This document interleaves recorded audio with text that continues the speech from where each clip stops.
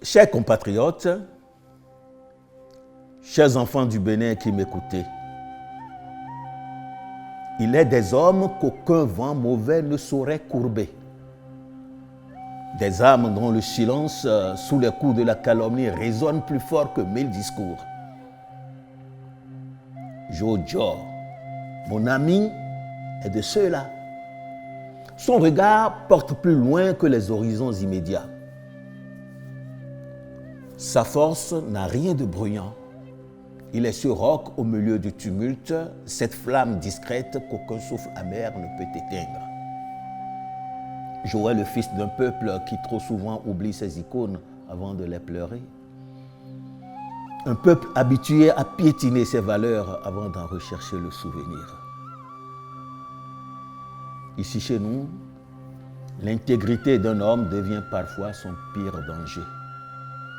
Et parce qu'en Jo brûle la conviction que l'homme peut être meilleur, que les nations peuvent encore se réinventer, que les blessures du passé ne sont pas des chaînes éternelles,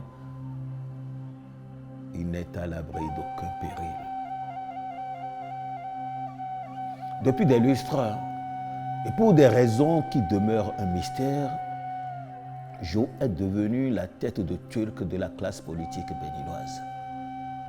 Il est accablé de tous les péchés d'Israël, victime expiatoire de frustration et d'ambition inassouvies. Pourtant, l'inamovible silence qu'il a de tout temps opposé au persiflage, au dénigrement et aux fausses accusations m'impressionne, me fascine et m'enseigne.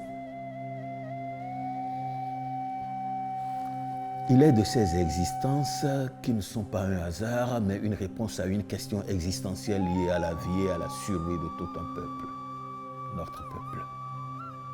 Jo est de celle-là. Dans ce marathon d'épreuves et de renoncements, il y aura toujours des mains invisibles qui en silence lui porteront l'eau. Des âmes veillant à ce que la braise ne s'éteigne jamais. Jo, toi dont la dignité dérange, toi dont la droiture agace, ne te détourne jamais de ton chemin. Qu'importe les colibés, qu'importe la main tendue qui se referme en coup de poignard, qu'importe ceux qui, incapables de bâtir, s'acharnent à démolir, poursuis ta marche. Tu es un homme de nécessité, une urgence pour ce temps que nous traversons, un de ces êtres que les époques tissent dans leurs heures les plus sombres pour rappeler au peuple qu'il leur reste un cœur et des collines à voir s'illuminer.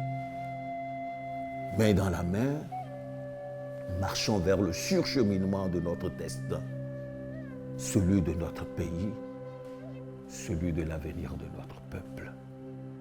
Car il est encore des lendemains qui attendent d'être écrits par des âmes debout. Courage, Jo.